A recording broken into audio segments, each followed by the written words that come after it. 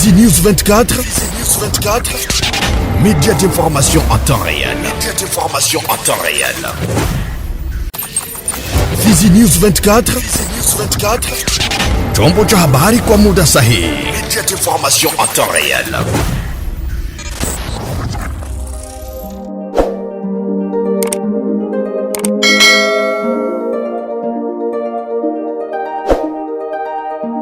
Ni furaha iliyoje kukutana nawe mara tena mpenzi mtazamaji wa Fizi News 24 na kukaribisha kwa moyo mkunjufu kuweza kufuata taarifa habari zetu kwa lugha tukufu la Kiswahili. Nitakuomba uweze kuandamana nasi mwanzo hadi mwisho wa taarifa ya habari.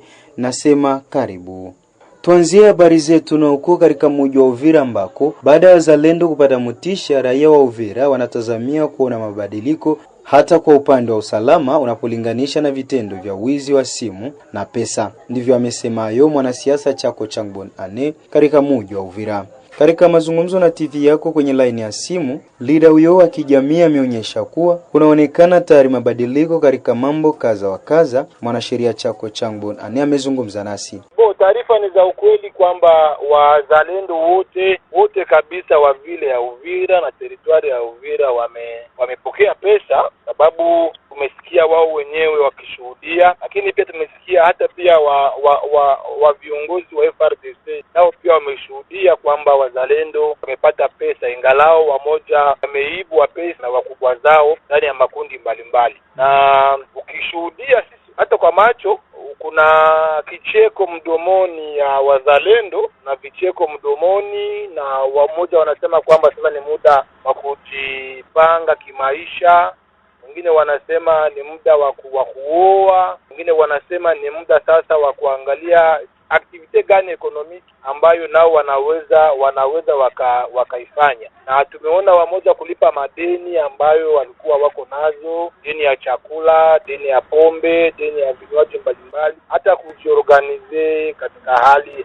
mbalimbali.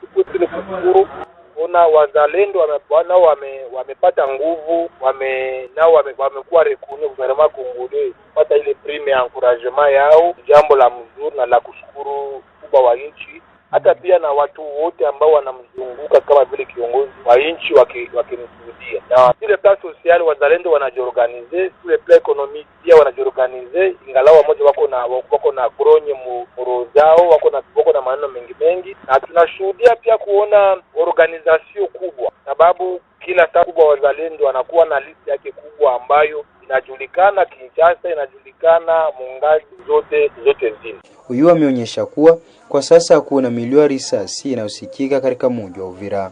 Na hiyo pia imekuwa na jambo kubwa kisecurity. Imefanya kwamba hakuna masasi inalia, remako kama inalia, mwenye alikuwa anapiga risasi zamani wamoja wanafungwa kupiruti. Hiyo imefanya kwamba security ikuwe renforced. Unajua, kwa siku za nyuma baadhi ya wazalendo walichotwa vidole kuhusika na kesi za trakaseri kwa kunyang'anya watu simu, pesa usiku.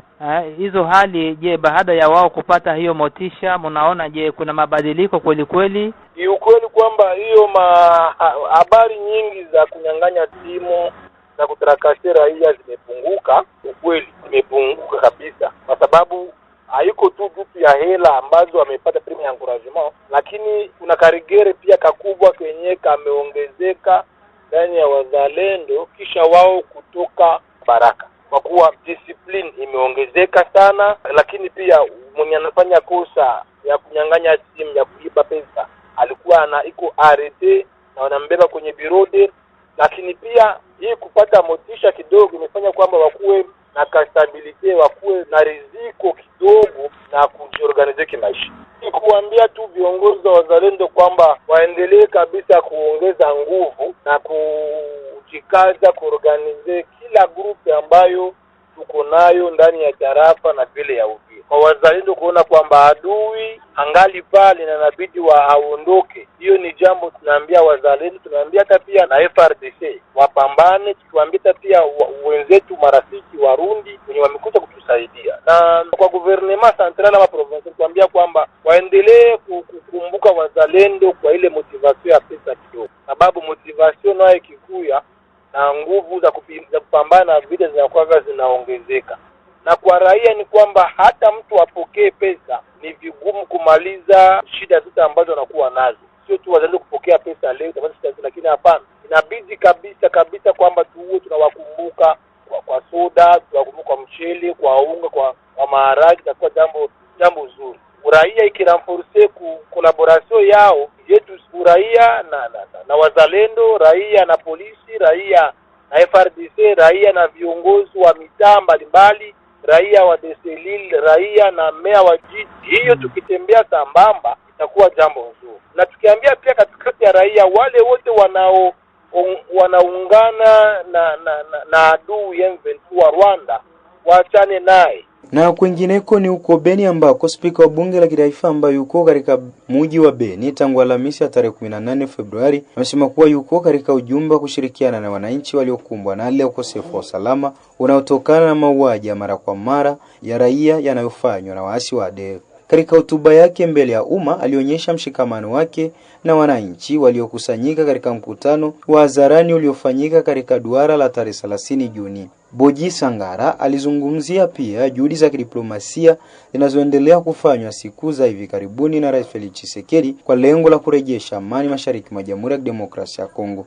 Aidha alitoa wito wa umoja katika kukabiliana na ukosefu wa usalama na changamoto nyingine mbalimbali. Mwili wa rais unaweza kuwa uko Kinshasa, lakini moyo wake uko hapa. Kila siku anajitolea kuleta amani ya kudumu, na leo kwa michakato ya amani yanayoendelea Washington na Doha, tuna matumaini kuwa tutapata amani.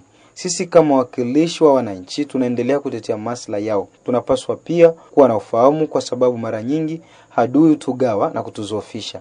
Ikiwa tunataka kushinda vita hii, lazima tubaki wamoja, alisema Yospi kwa bunge Meboji Sangara. Alimiza pia ushirikiano kati ya raia na wanajeshi. Alisema wananchi wanapaswa kuunga mkono vikosi vya ulinzi na usalama katika kutekeleza jukumu lao la kikatiba. Spika wa bunge la kitaifa alihitimisha kwa kutangaza kuwa atafanya ziara katika maeneo kadhaa yaliyoathiriwa na mapigano ya ADF. Na huko katika mji wa Goma, tukiwa tu katika jimbo la Kivu ya Kaskazini, ni kwamba kamishna wa Umoja wa Ulaya anayehusika na masuala ya usawa, maandalizi na usimamizi wa migogoro Haj amewasili mjini Goma, mashariki mwa Jamhuri ya Kidemokrasia ya Kongo katika ziara yake ya ukanda wa maziwa makuu. Asubuhi alianza kwa kikao cha maelezo kuhusu hali ya upatikanaji wa misaada ya kibinadamu kwa kushirikiana na INSO na OCHA katika ofisi ya ECO. Baadaye alikutana na mashirika ya kitaifa yanayoshughulikia na masuala ya ulinzi mjini Goma. Kamishna huyo alitembelea hospitali ya Ndosho inayoungwa mkono na kamati ya kimataifa Msalaba Mwekundu CICR, ambako aliwasilishwa taarifa kuhusu huduma za upasuaji, hususan mwendo wa wagonjwa wanaopokelewa na aina za majeraha wanayoyapata. Pia alitembelea wodi mbalimbali ikiwemo za wagonjwa mahututi na kufanya mazungumzo ya faragha na wagonjwa wawili wa kike. Baadaye kulifanyika chakula cha mchana cha kikazi pamoja na washirika wa misaada ya kibinadamu, wakiwemo mashirika ya kimataifa yasiyo ya kiserikali na Umoja wa Mataifa. Kwa mujibu wa taarifa tulizopata, mkutano umepangwa kufanyika mapema mchana na AFC M23. Inatarajiwa kuwa kamishna huyo anasisitiza swala la upatikanaji wa misaada ya kibinadamu na kuzungumzia uwezekano wa kufunguliwa tena kwa uwanja wa ndege wa Goma. Tuwafahamishe kuwa siku ya kutangulia alikuwa katika nchi ya Rwanda huko Kigali. Na huko Kilembweni kwamba kazi za ujenzi wa kilalo Kalumya kwenye mpaka wa sekta Lulenge na Wabuyu zikisimamiwa na uongozi wa sekta Lulenge zimefika ukingoni baada ya kilalo hicho kuwa katika hali ya hatari. Akizungumza nasi Zawadi ya Bandelo wa Bambe, kiongozi wa sekta Lulenge tarafani Fizi, amesema kupitia mfuko wa sekta pekee ndio udhamini wa kazi za ujenzi wa kilalo Kalumya baada ya usumbufu uliokuwa kwa raia wasafiri. Huyo amewataka raia wa sekta hiyo kuendelea kulipa tozo za sekta ili kujibu kwa shida zinazowakabili. Zawadi ya Bandelwa amezungumza nasi.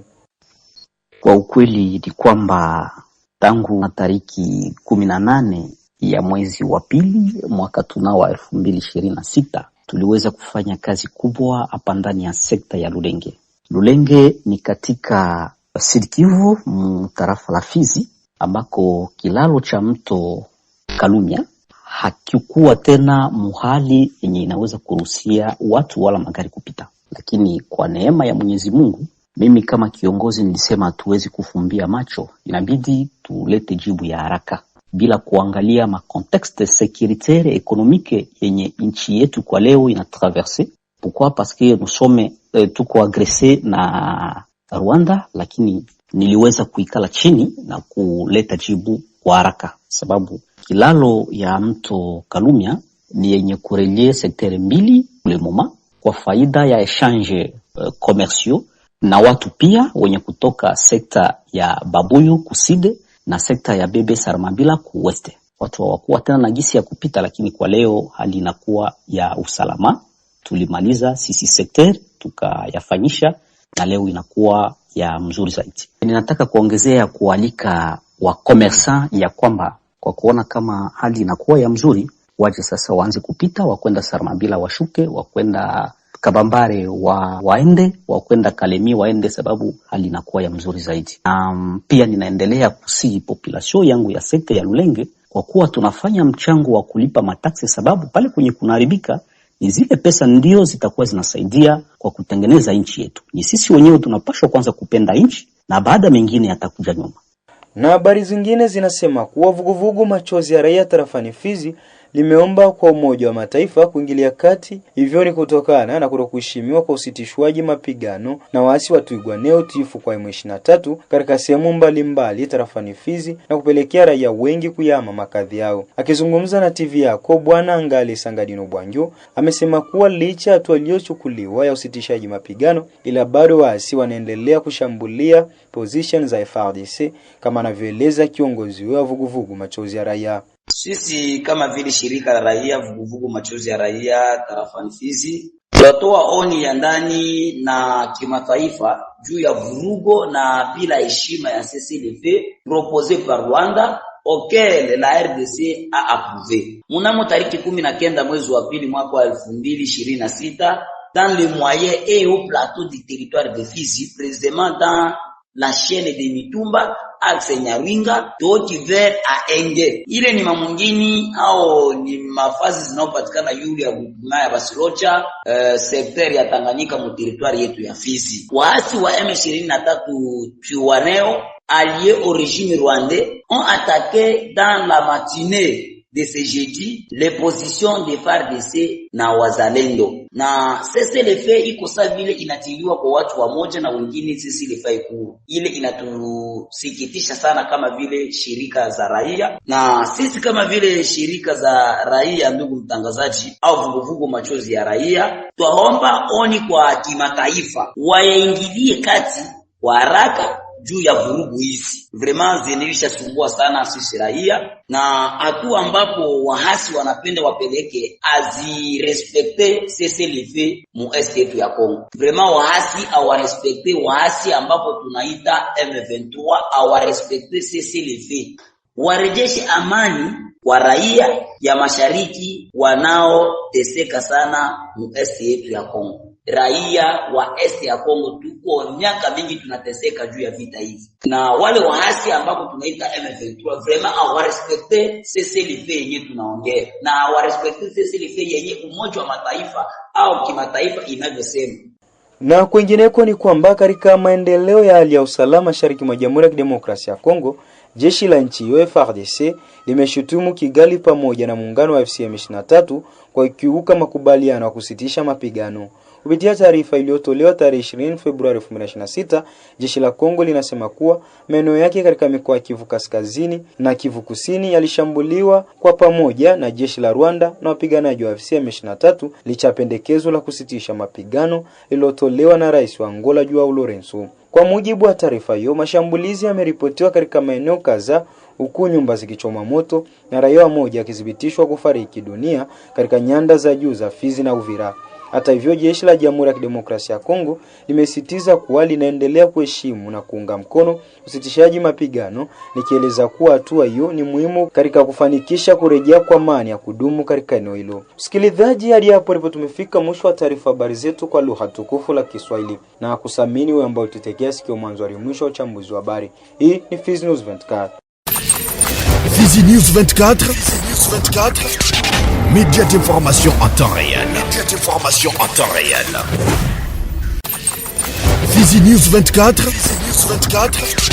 Chombo cha habari kwa muda sahihi. Immédiate information en temps réel.